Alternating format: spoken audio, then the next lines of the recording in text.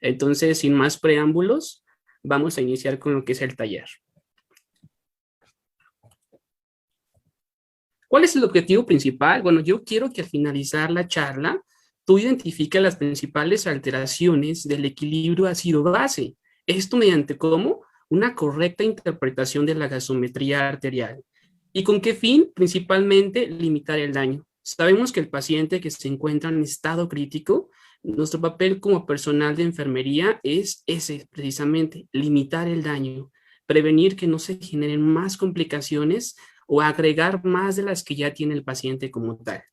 Entonces, a lo largo de esta hora, pues vamos a estar viendo cómo interpretar de una manera sencilla una gasometría arterial. Dentro de la planeación del contenido, pues vamos a ver principalmente lo que es el concepto, las indicaciones principales, los parámetros a evaluar, vamos a definir o cómo interpretar la alteración primaria, la alteración secundaria, estimar el nivel de compensación. Y bueno, alteraciones del equilibrio ácido-base, cómo estimar lo que es el anión gap y el delta gap. Vamos a empezar como tal con que el concepto de gasometría arterial y nos dice que es una técnica de medición respiratoria invasiva. Se considera invasiva, pues tenemos que funcionar al paciente una arteria para poder analizar la medición de los gases disueltos en esta muestra de sangre. Y esto lo hace a través de un gasómetro. Las indicaciones principales por las cuales pues, nos van a indicar o nosotros vamos a tomar la decisión de poder obtenerlas es para medir la necesidad o la oxigenación y el estado ventilatorio del paciente. Sabemos que, bueno, muchos de nuestros pacientes se encuentran específicamente de COVID-19 con alto flujo o con dispositivos de oxigenoterapia de bajo flujo. Y pues aquí más que nada es para ver si esta oxigenoterapia está siendo terapéutica para el paciente. Otro tipo de trastornos respiratorios principalmente, como lo es el EPOC, el estatus asmático, la tromboembolia pulmonar, la neumonía, COVID-19, alguna sospecha de algún desequilibrio en el ácido base como tal, o una descompensación diabética, perdón. Aquí sabemos muy bien que una indicación sería que el paciente que nos llega al área de urgencias con alteración en el patrón respiratorio, con aliento cetónico, entonces, más que nada es para indagar qué es lo que está pasando en ese equilibrio ácido-base principalmente. Existe una homeostasis en el cuerpo y es gracias a un sistema amortiguador que se llama bicarbonato, dióxido de carbono. Este sistema es mediado principalmente por el riñón, que es el que nos va a ayudar a la reabsorción de bicarbonato o la excreción y la eliminación, en este caso del pulmón, la eliminación del CO2. Entonces nuestro cuerpo en constante cambio está en equilibrio, lleva esa homeostasis. Y el problema está cuando ocurre una alteración en dichos órganos que genera ese desequilibrio ácido-base. Eso nos lleva a indagar lo que es la famosa ecuación de Henderson, donde nos dice que tenemos un ácido, en este caso el ácido es el dióxido de carbono, y tenemos una base, que en este caso es el bicarbonato. Aquí la cuestión está cuando el ácido, que es el dióxido de carbono, se combina con el agua. Al combinarse con el agua generan ácido carbónico. Y este ácido carbónico es muy inestable. Por lo tanto, rápidamente se divide en bicarbonato y en iones de hidrógeno. Entonces, la ecuación de Henderson nos habla acerca de que, en este caso, cuáles son los mecanismos que pueden modificar el pH. Y aquí como tal está la ecuación. No se las puse toda porque nos llevaríamos más de 20 minutos en explicarla y no es el tema, sino únicamente la interpretación. Pero al final de cuentas empiezan a haber una serie de cambios, de conversiones que nos dan como resultado que el pH es igual a 6.1 más el logaritmo de 10 del resultado de la división del bicarbonato entre la multiplicación de 0.03 por la presión de dióxido de carbono. Vamos a ver ahorita un ejemplo, suponiendo que está aquí como tal la fórmula. Tenemos un paciente que tiene una presión de dióxido de carbono de 40 y un bicarbonato de 24. Entonces sería pH es igual a 6.1, respetando en este caso la constante que está aquí arriba, más el logaritmo, y aquí viene siendo más que nada la operación. El bicarbonato dijimos que era de 24, y en este caso también, perdón, el PCO2 del paciente es de 40, entonces la operación o la final como tal de la operación nos da 20. Entonces el logaritmo de 20 es 1.3 más 6.1 nos da un pH de 7.4. Entonces prácticamente esta ecuación se sustituye por el gasómetro. El gasómetro nos pide estos parámetros, que es el bicarbonato, que es la presión de dióxido de carbono, y con la consiguiente obtenemos como tal el resultado de nuestro pH. Dentro de la, como tal, hojita que nos dan en el laboratorio, o si bien dentro de nuestra unidad de cuidados intensivos tenemos un gasómetro, pues tenemos que ver qué es lo que contiene esta hojita. Y lo primero que tenemos que estar viendo, pues, es la fecha, ¿no? La fecha, el tipo de muestra, ya que puede ser arterial, puede ser venosa, puede ser capilar. En este caso, donde dice muestra, pues aquí son estadísticas para el laboratorio, para saber cuántas gasometrías, pues, llevan como tal procesadas. Los datos del paciente, donde es el nombre, la fecha de nacimiento, la edad, el sexo, el tipo de gasómetro, y a partir de ahí se subdividen lo que son los parámetros medidos y los parámetros calculados. Que los parámetros medidos son los que automáticamente nos va a dar como tal el gasómetro, y los calculados se basan, muchos de ellos, en los parámetros medidos. ¿Qué es lo primero, pues, que tenemos que identificar? Bueno, la alteración primaria. Hay que ponerle un nombre a esa gasometría arterial, y para ello tenemos que verificarnos en uno de los parámetros que son de los más importantes, que es lo que es el pH. ¿Y qué es el pH? Son las iniciales de potencial de hidrógeno, pero se define como el logaritmo negativo de la concentración de hidrogeniones. Fíjense bien, aquí dice logaritmo negativo. Por lo tanto, va a la inversa. Si el pH disminuye, la cantidad de hidrogeniones va a aumentar, y viceversa. Si el pH aumenta, la cantidad de hidrogeniones van a disminuir. No se les olvide esta parte, porque ahorita más adelante vamos a estar viendo por qué motivo. Hago mucho énfasis en que va el pH a la inversa de los hidrogeniones. Y entonces esto nos lleva a que los valores normales o los valores de referencia del pH oscilan entre 7.35 a 7.45 con una media de 7.40.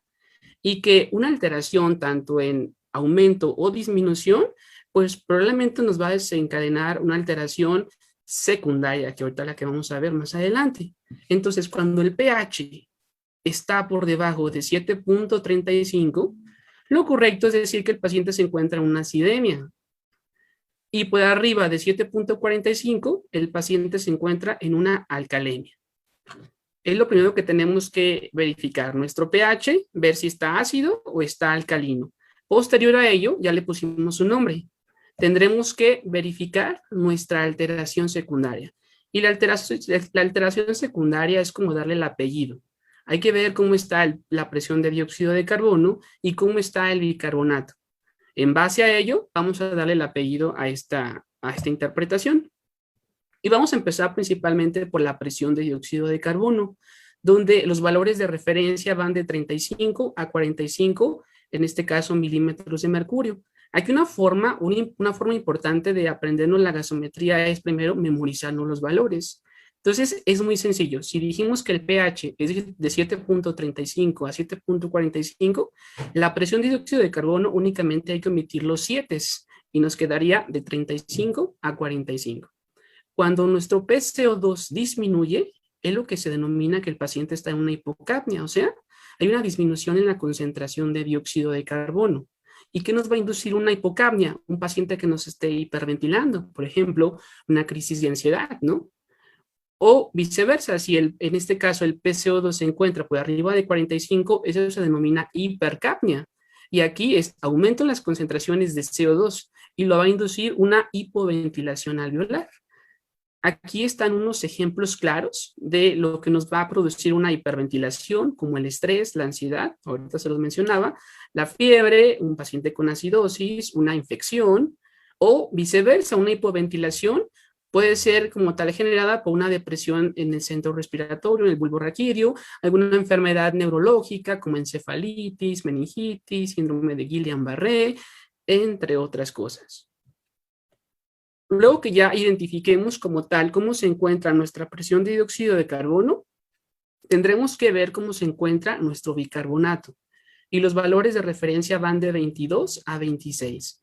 Y tanto alteración de aumento como de disminución, el origen siempre va a ser metabólico. Entonces, existe una relación entre el bicarbonato y la cantidad de hidrogeniones. Estos de aquí, pues no son amigos, nunca se van a llevar. Entonces, si en este caso nuestros hidrogeniones aumentan, nuestro bicarbonato va a disminuir. Y si nuestros hidrogeniones bajan, nuestro bicarbonato va a aumentar. Entonces, va a la inversa. Si se fijan, es parecido a lo que ahorita les mencioné del pH con los hidrogeniones. Van a la inversa. Entonces, también grábense esta parte, que el bicarbonato y los hidrogeniones no son amigos, no son compas, no se llevan. Así como tenemos también otra relación entre la presión de dióxido de carbono y los mismos hidrogeniones. Estos sí son compas, estos son panas, son amigos o como quieran llamarles. Siempre van en la misma dirección. Si los hidrogeniones aumentan, la presión de dióxido de carbono va a aumentar. Si los hidrogeniones disminuyen, la presión de dióxido de carbono va a disminuir. O sea, van en el mismo sentido o en la misma dirección. Tomando esto como base, pues tenemos que si nuestro bicarbonato disminuye, nuestros hidrogeniones, ¿cómo van a estar? Bajos, elevados, o disminuidos. En este caso van a estar disminuidos, porque ya mencionábamos al inicio que los hidrogeniones con el bicarbonato van a la inversa. Y por lo tanto, ¿cómo estará nuestro pH? Pues bajo, ¿no? Porque también dijimos que no se llevan. Y aquí esta alteración sería una acidosis metabólica. Es uno de los principales trastornos o de los más frecuentes en el equilibrio ácido-base. Ahora, si nuestro bicarbonato aumenta, nuestros hidrogeniones, ¿cómo van a estar? Si dijimos que va a la inversa, pues van a disminuir, ¿verdad? Y nuestro pH, ¿cómo estará? Pues va a aumentar. Y entonces aquí se produce el siguiente trastorno, que es la alcalosis metabólica. Si nuestro PCO2 disminuye, ¿cómo creen que van a estar nuestros hidrogeniones? Si dijimos que estos son compas, son panas, pues van a disminuir también. ¿Y cómo va a estar nuestro pH? Si dijimos que va en sentido contrario a, entonces va a estar aumentado. Y este trastorno se conoce como alcalosis respiratoria. Y consiguiente, si el PCO2 aumenta, nuestros hidrogeniones pues también van a aumentar porque van en la misma dirección que la presión de dióxido de carbono. Pero aquí ya el pH, ¿cómo va a estar? Va a estar disminuido porque no se lleva con los hidrogeniones y entonces se produce la acidosis respiratoria. Esos son los principales 4 trastornos del equilibrio ácido-base. Existen más, existen muchos, pero principalmente estos son los que nos vamos a abocar. Existe otra forma también de poder interpretar una gasometría rápidamente y es a través de una mnemotecnia que se llama MIRO, donde la MI significa que tenemos que ver cómo está nuestro pH y cómo está nuestro bicarbonato. Y nos dice que si metabólico, si hablamos de metabólico estamos hablando de bicarbonato.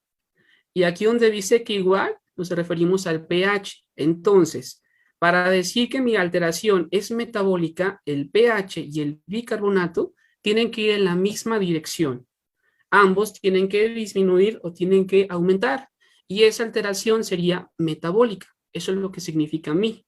Y la parte de RO o RO es respiratorio opuesto. Lo respiratorio, ya dijimos que lo maneja lo que es la presión de dióxido de carbono.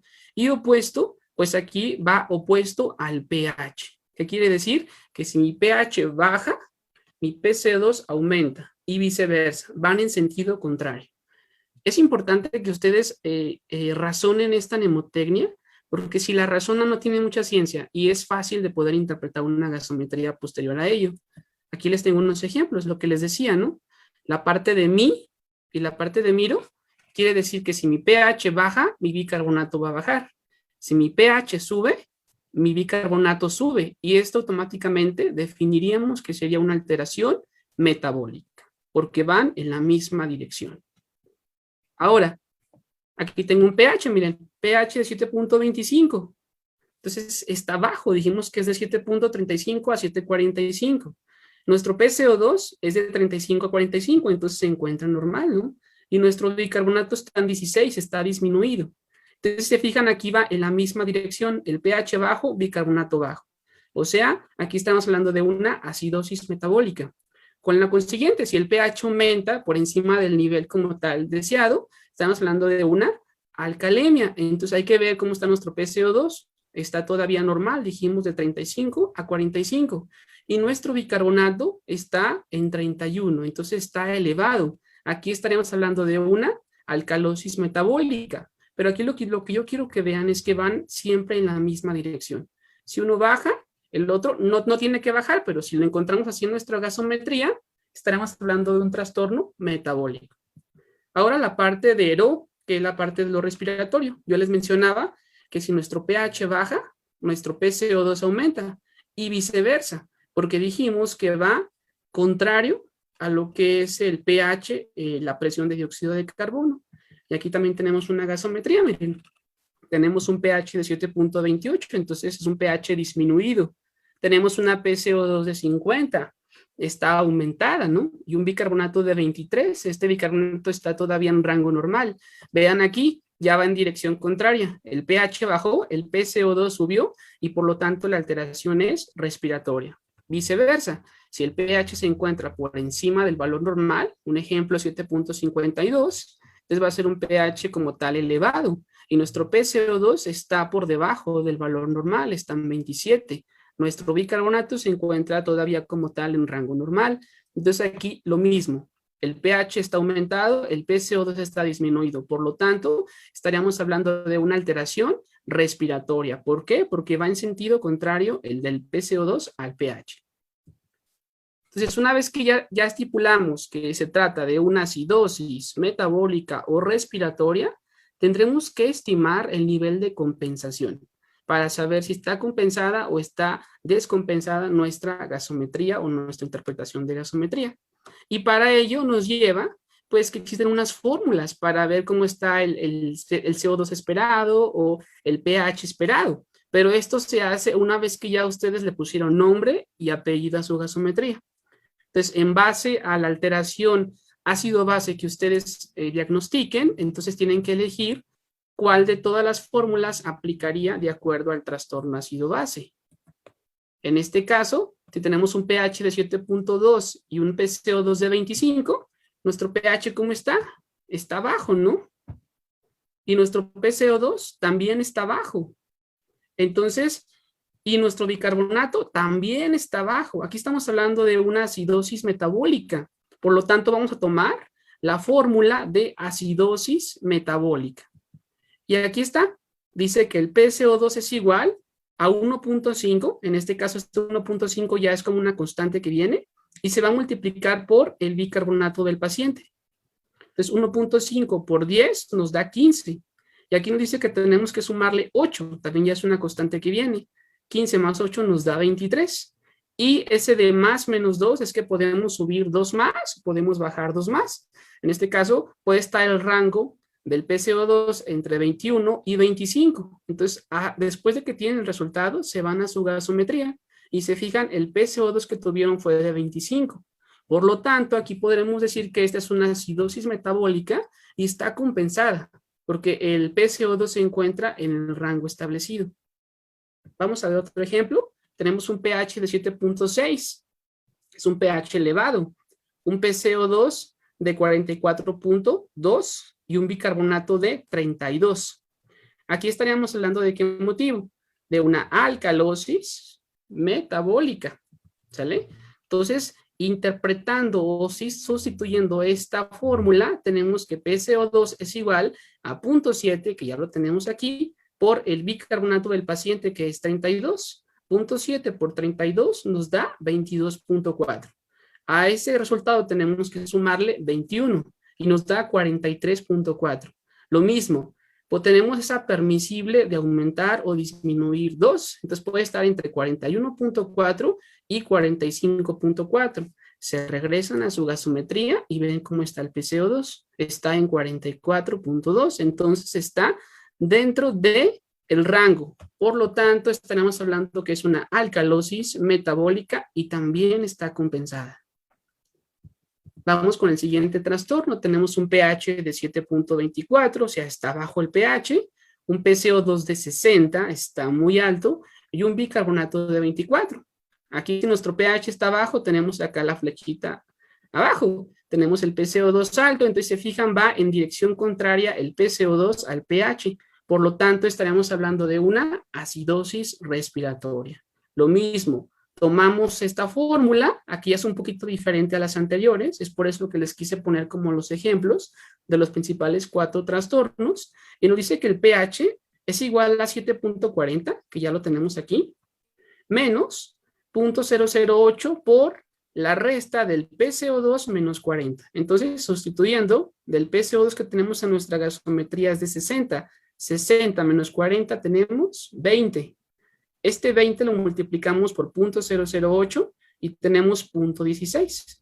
Ahora, 7.40 menos 0.16 tenemos un pH de 7.24. Si se fijan, se van a su gasometría y también está el pH en 7.24. Aquí sí debe de quedar bien claro esta parte de que aquí ya no hay permisibles de más 2 o menos 2. Aquí ya, si se pasa 1 o es menos de 1, automáticamente ya no estaría compensada como tal este desequilibrio ácido-base. Por lo tanto, como está en el mismo valor, estamos hablando que es una acidosis respiratoria y está compensada. Vamos con el siguiente trastorno. Tenemos un pH de 7.54, un PCO2 de 22 y un bicarbonato de 25. El pH se encuentra elevado, entonces estamos hablando de una alcalemia. El PCO2 está bajo, dijimos que es de 35 a 45. Y el bicarbonato, pues está normal. Aquí estamos hablando de una alcalosis respiratoria. Y lo mismo, también está su fórmula, que es un poco parecida a la de la acidosis respiratoria. Aquí nada más lo que cambia como tal es el signo. Acá es negativo y acá es positivo. Entonces tenemos un pH que es igual a 7.40, que ya lo tenemos aquí como valor predictivo, y se suma a la, como tal, a la multiplicación de 0.008 por la resta de 40 menos el PCO2. De PCO2 tenemos en nuestra gasometría 22, entonces 40 menos 22 tenemos 18. 18 por 0.008 tenemos 0.14. Y a eso, en vez de restarlo como en la alteración anterior, lo vamos a sumar. 7.40 más 0.14 tenemos 7.54. Entonces, nos vamos a nuestro resultado de gasometría y nos vamos a ubicar en el pH. Y también se encuentra en rango o en el mismo valor. Y aquí también diríamos que es una alcalosis respiratoria y está compensada. Entonces, así es como podemos estimar el grado de compensación. Mucha gente se basa nada más en el pH, y si lo ve normal o lo ve alterado, dice, ¿está compensado o descompensado? No, lo correcto sí es establecer estas fórmulas, son un poco difíciles de aprender, igual se puede hacer, no sé, en una libreta o algo, y llevarlas al hospital, una tarjetita donde está su identificación, pero aquí lo importante es practicar mucho, porque esta parte de la gasometría sí es de mucha práctica, de entender que cuando uno sube, el otro baja, por qué motivo, y bueno, en fin. Entonces, la parte como tal de estimar el nivel de compensación. Ahora, una vez que estimamos ese nivel de compensación, y ahora sí le podemos decir que es una acidosis metabólica que está compensada. Lo que sigue es ver cómo está nuestra presión arterial de oxígeno o presión alveolar de oxígeno, como ustedes quieran decirle. Los valores de referencia van de entre 80 a 100 milímetros de mercurio. eso es lo que llamamos normoxemia. Pero cuando este PO2 baja por debajo de 80, entonces se produce la hipoxemia, que ya sabemos que está la leve, la moderada y la severa, y que cuando llegamos a un PO2 de 60 es lo que se denomina insuficiencia respiratoria aguda. Entonces, nada más como cultura, no debemos confundir el término de hipoxia con hipoxemia, porque automáticamente son diferentes, ¿verdad? Uno es a nivel de tejidos, otro es a nivel sérico, o sea, a nivel sanguíneo. Ni tampoco confundir la dificultad respiratoria con la insuficiencia respiratoria, porque también automáticamente son términos muy diferentes. Luego, a veces, a la hora que hacemos nuestro enlace de turno, porque queda pantallada la compañera o la compañera, pues cuando están entregando su paciente, te entrego mi paciente que estuvo con insuficiencia respiratoria, estuvo muy insuficiente, y es un término pues no propio, ¿no? Lo correcto era decir dificultad respiratoria, porque entonces si esa persona sabe más que tú, te va a decir, ¿y le tomaste gasometría? No. Ah, entonces, ¿por qué dices que está insuficiente? No puedes ver la insuficiencia más que con una gasometría arterial. Entonces, aquí tendremos que definir si está hipoxémico, normoxémico o hiperoxémico. Entonces sería una acidosis metabólica compensada con hipo o normoxemia. Después de ahí nos pasaríamos al siguiente valor, que es el anión gap. El anión gap o la brecha aniónica, como también se conoce, es la diferencia de los cationes y los aniones.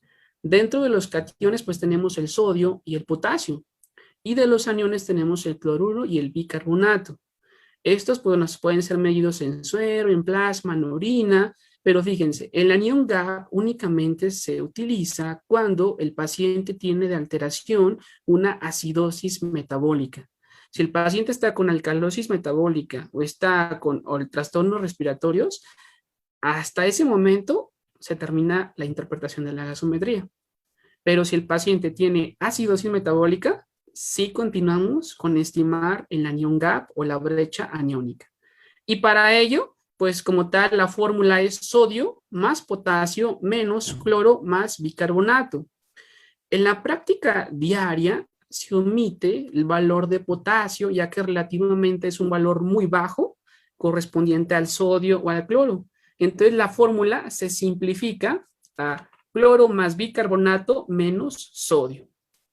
Esta es la fórmula para poder estimar el anión gap, que para conocer los valores van de 8 a 12 equivalentes sobre litro. Ese será como el valor normal.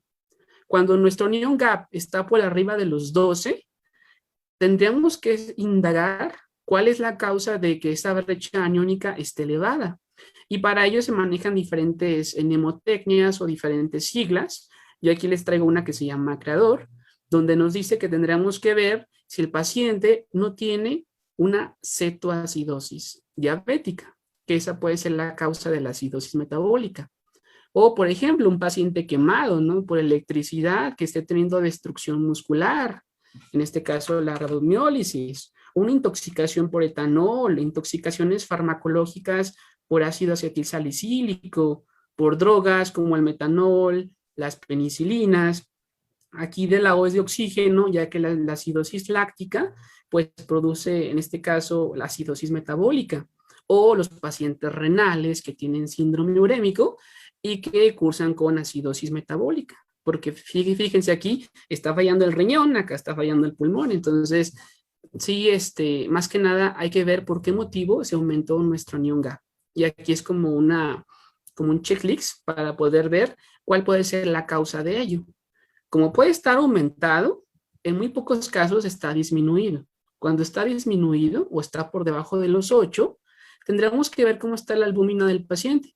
Si tenemos un paciente hepatópata, un paciente renal, un paciente desnutrido, pues son pacientes que tienen bajas las proteínas, específicamente la albúmina, y puede ser la causa de la acidosis metabólica. Pero también por dislipidemias. En este caso hay que ver cómo está el colesterol, los triglicéridos, pero no es muy común que el anión GAP esté disminuido. Casi siempre o está normal o está aumentado.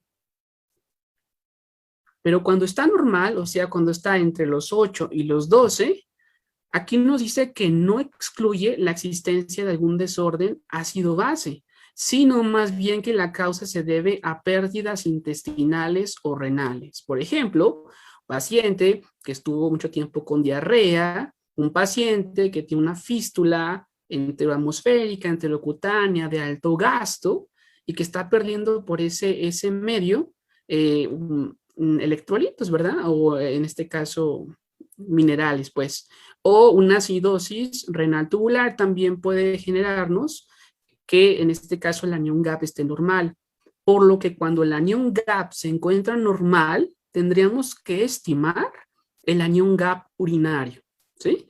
Entonces, si se fijan, esto nada más estamos hablando de la acidosis metabólica, porque nada más el anión GAP, como lo mencioné al inicio, entra en acidosis metabólica. Entonces, si mi anión GAP está normal, me obligaría a tomar un anión GAP urinario. Y el anión GAP urinario nos dice que se aproxima a cero. Su valor por lo regular es de cero. Y aquí tomamos como referencia los electrolitos, pero a nivel, pues, urinarios, ¿no? Se recomienda que sean de 24 horas. Aunque a veces por la urgencia, pues los toman de los exámenes generales de orina. Perdón, y aquí la fórmula es sodio urinario más potasio urinario menos cloro. Aquí el resultado va a ser o positivo o negativo. ¿Qué quiero decir con positivo? Que salga de 2, 5. Entonces estaríamos hablando de que mi valor fue positivo. Y aquí la causa de la acidosis metabólica, hay que ver cómo está el riñón. Porque a lo mejor aquí estamos hablando de una acidosis tubular renal o una necrosis tubular renal. Ahora, si el valor es negativo, menos 3, menos 5, estamos hablando automáticamente que la causa de la acidosis fue por pérdidas gastrointestinales, por uso de diuréticos o abuso de diuréticos, o si el paciente está cursando con una hipercloremia.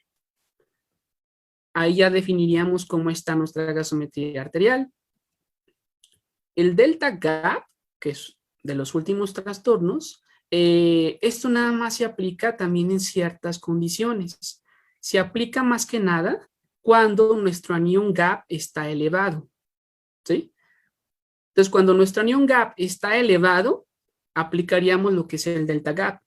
Y la fórmula para estimar el delta GAP es anión GAP real menos anión GAP ideal. Y eso lo dividimos entre el bicarbonato ideal menos el real. Vamos a poner un ejemplo. Miren, tenemos un anión GAP real de 20. Ya le saqué el anión GAP porque salió con acidosis metabólica y me dio de 20. Entonces está elevado. Tengo que estimarle un delta GAP.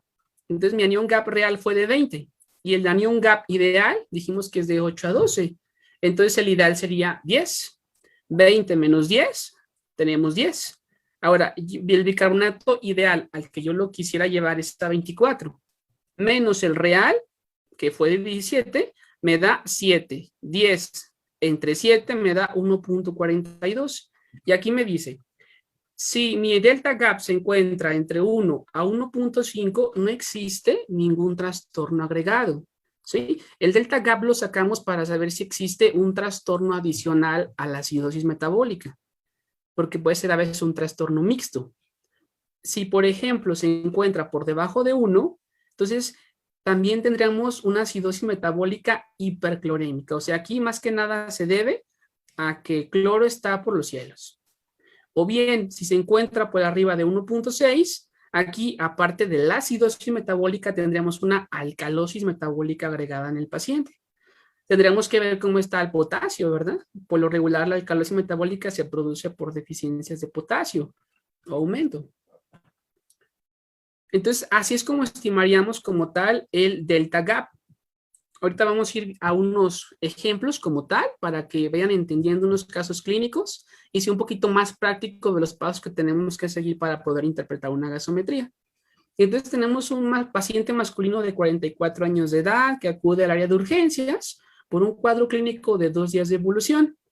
El paciente ha tenido una diarrea consistente, más de 7 episodios al día, y en el examen físico se evidencian signos de deshidratación.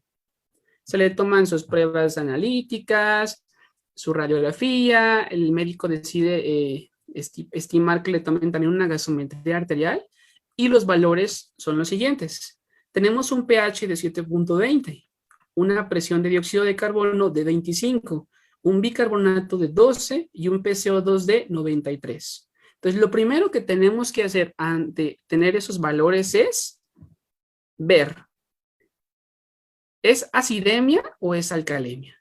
Y eso lo vamos a ver en base a el pH. El pH está bajo, por lo tanto estamos hablando de una acidemia.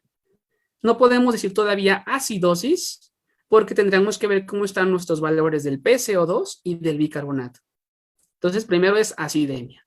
Lo que sigue, hay que poner el apellido. ¿Es respiratoria o es metabólica? Para ello tenemos que ver nuestro PCO2 y nuestro bicarbonato. En este caso, mi PCO2 está bajo, está en 25. Mi bicarbonato también está bajo. Y acuérdense de la mnemotecnia Miro. Si mi pH baja y mi bicarbonato baja, el origen es metabólico. Si mi pH baja y mi PCO2 aumenta o va contrario al pH, el origen es respiratorio. Entonces, en este caso, por default diríamos que si mi pH bajó, mi PCO2 también está bajo y mi bicarbonato también está bajo. Entonces, aquí estaríamos hablando que el trastorno automáticamente sería metabólico, porque el pH va a la misma dirección que el bicarbonato. Y entonces, el apellido sería metabólico. Hasta ese momento podríamos decir que es una acidosis metabólica. Posterior a ello sería estimar si está compensada o no está compensada. Para ello, de las fórmulas anteriores, agarramos la que diga acidosis metabólica. Yo aquí ya se las tengo, que es para ver si el PCO2 es el esperado o no. Y entonces simplificamos o sustituimos. PCO2 es igual a 1.5 por 12, que es el valor de mi bicarbonato, que sería 1.5 por 12 es 18. Tenemos que sumarle 8, nos da 26. Ahora, a ese 26 tenemos esa permisible de subir 2 o bajar 2. Entonces, nuestro PCO2 tendría que estar entre 24 y 28. Se regresan a su gasometría. ¿Y cómo está su PCO2? Está en 25. Entonces, entra dentro del rango de 24 a 28. Por lo tanto, aquí diríamos que el paciente tiene una acidosis metabólica y está compensada. Lo que sigue es ver cómo está nuestro PO2 para poder saber si está normoxémico, hipoxémico o hiperoxémico. Entonces, nuestro PCO2 en nuestra gasometría es de 93 milímetros de mercurio. Dijimos que el rango va de 80 a 100, entonces aquí podríamos decir que el paciente está normoxémico. Y entonces diríamos, es una acidosis metabólica compensada con normoxemia o normoxémica. Lo que sigue sería después de aquí es ver si es una acidosis metabólica, entonces podríamos incluir lo que es el anion gap. Hay que ver si está normal, bajo o está alto. Entonces, aquí está abajo la fórmula del anion gap. Acá están nuestros resultados del laboratorio. Y entonces nada más sustituimos recordando esta fórmula. Sodio, que es de 120,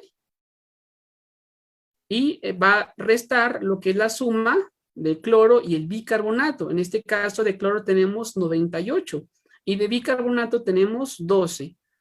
98 más 12 nos da 110. Ahora 120 menos 110 tenemos un anion gap de 10. Acuérdense que el valor normal dijimos que era de 8 a 12. Entonces, por lo tanto, aquí diríamos que es una acidosis metabólica compensada con normoxemia y anion gap normal.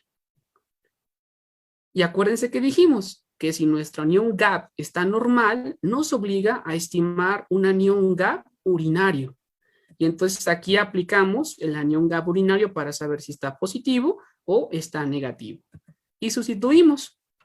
En este caso estaríamos hablando como tal del sodio urinario, que es de 110, más el potasio urinario, que es de 85, menos, en este caso, el cloro urinario, que es de 200, y tenemos menos 5. Aquí nuestro anion gap urinario es negativo. Y si es negativo, recordemos como tal que es debido a pérdidas intestinales. Y tiene lógica, ¿no? El paciente estuvo con diarrea. Por las evacuaciones líquidas, pues perdió bicarbonato. Entonces, aquí diríamos que el paciente tiene una acidosis metabólica compensada con normoxemia y anión GAP normal.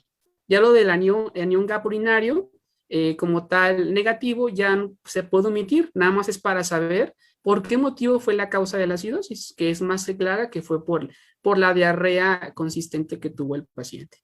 Así es como terminaríamos esta primera gasometría. Vamos a otro ejemplo. Tenemos una paciente femenina de 80 años de edad, que igual ingresa al área de urgencias con antecedentes de artritis reumatoide. A la exploración física, la paciente se encuentra somnolienta, taquipneica, disneica. El médico estipula que le tomen una gasometría arterial al paciente y entonces tenemos esos valores. Tenemos un pH de 7.53, un PCO2 de 11, un bicarbonato de 9 y un PO2 de 88.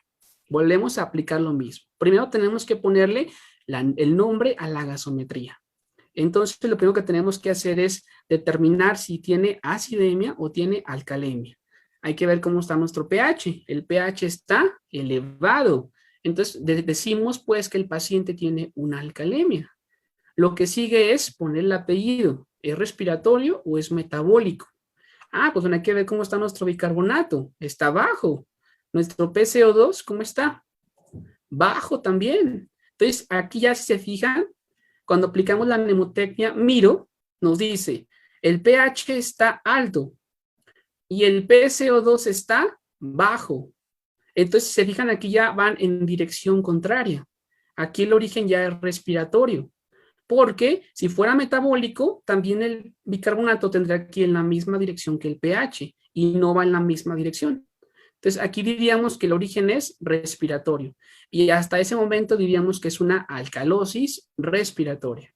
Ahora, hay que ver si está compensada o no está compensada. Para ello, usamos la fórmula que nos dice cómo estimar, en este caso, el pH en base a la alcalosis respiratoria. Y sustituimos 7.40 más, en este caso 0.008 por 40 y menos el 11, que es el PCO2 que tiene el paciente. Entonces, 40 menos 11 nos da 29. 29 por 0.008 nos da 0.232 más 7.40 nos da un pH de 7.63.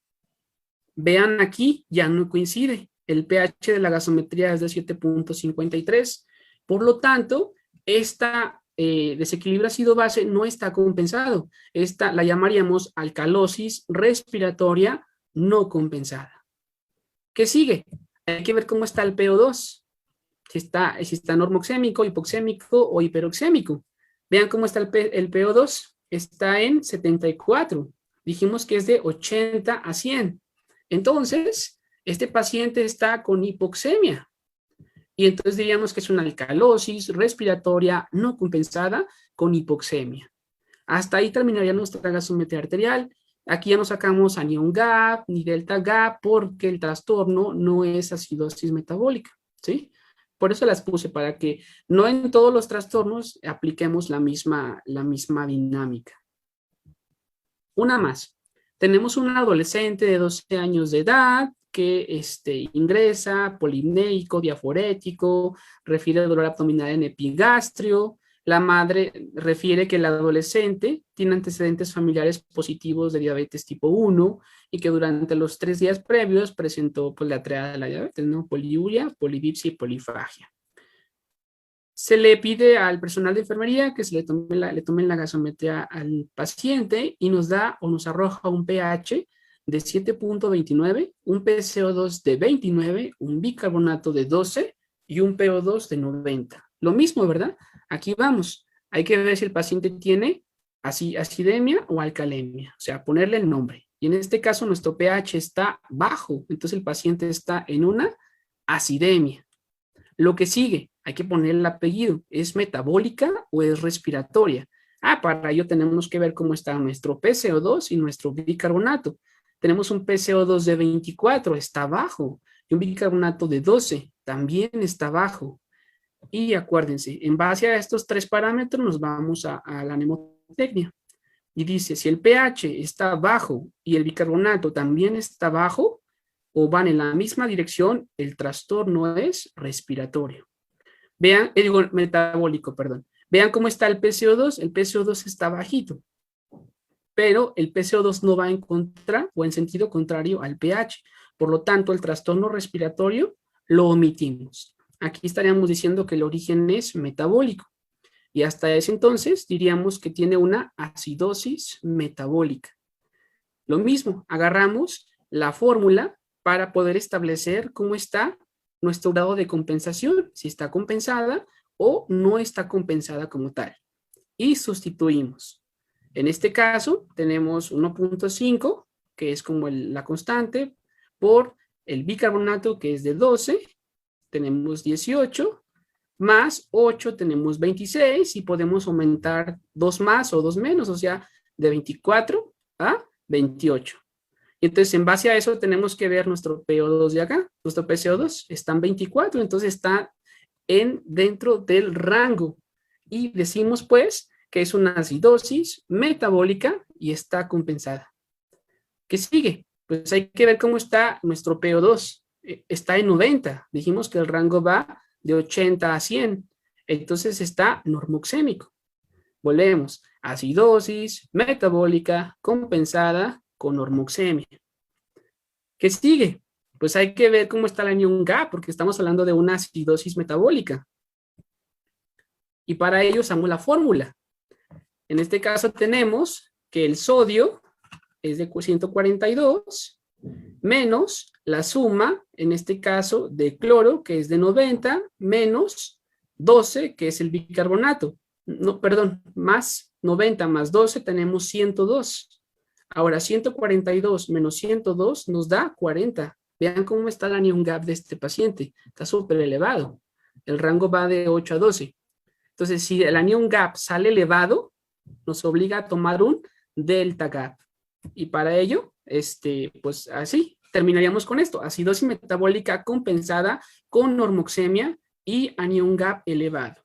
Ahora hay que estimar el delta gap. Hay que ver si está normal, bajo o alto. Sustituimos. Tenemos como tal aquí 40, que fue lo que nos dio de nuestro anión gap. Y al que lo queremos llevar, pues como tal, o al esperado, es 10. 40 menos 10, tenemos 30. Ahora, al bicarbonato que yo quiero llevar al paciente es a 20, pero en la gasometría tiene 12. 20 menos 12, 8. 30 entre 8 nos da 3.5. Y vean acá, si está por arriba de 1.6, aparte de la acidosis metabólica, el paciente tiene una alcalosis metabólica. Vean cómo está el potasio, está en 2. Entonces, por ese motivo, el paciente o el diagnóstico final sería acidosis metabólica compensada con normoxemia y anión gap elevado más alcalosis metabólica. ¿Sale? Entonces, prácticamente, hasta aquí terminaríamos. No sé si tengan alguna duda, una pregunta respecto a los trastornos. No me quise meter en la parte del procedimiento, en la parte de las buenas prácticas, porque el tema era interpretación y pues como es una hora, el tiempo es reducido. No sé si tengan alguna duda o alguna pregunta. Muchas gracias, licenciado Fabián Alejandro. Sí hay algunas preguntas que nos realiza Teresa de Jesús Solís. Dice que ¿cuál es el valor normal del anión GAP urinario? No hay un valor como tal normal. Aquí nomás nos dice que es positivo o es negativo. No existe un valor. El valor normal se aproxima a 0.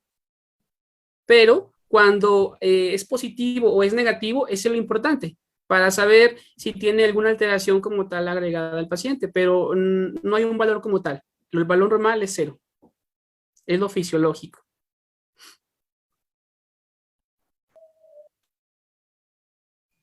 Gracias. También nos comenta que entonces dice, si el anión GAP sale normal, se obtiene el delta GAP. Si el anión sale normal, no, el delta gap nada más se estima cuando el anión gap está elevado. ¿Sí? Si está el anión gap normal, se estima el anión gap urinario. El delta gap únicamente cuando el anión gap está elevado. Gracias, profesor. Lulú Herrera nos comenta que en su hospital, cuando el médico cree que es por el lado metabólico, solicita gasometría venosa y no arterial. ¿Eso no genera alguna variación, nos comenta? Sí, sí cambian un poquito los valores a nivel venosos que arteriales. Lo ideal sería que sí fuera arterial, que es lo más real, y no venoso. Gracias. Lo felicitan de diversas partes del estado, maestro. Excelente presentación. No hay alguna otra pregunta por el momento. Gracias por esta maravillosa sesión. Fue muy, de mucho interés y importante, relevante totalmente. En estos momentos ya no hay más preguntas. Felicitaciones, le envían saludos. Excelente ponencia. Entonces, gracias a todos por estar con nosotros en estos momentos, por seguirnos en nuestras redes. Dejo el cierre a nuestro presidente, el doctor Juvencio Bautista Antonio, quien nos va a dar algunas palabras. Doctor, le cedo la palabra.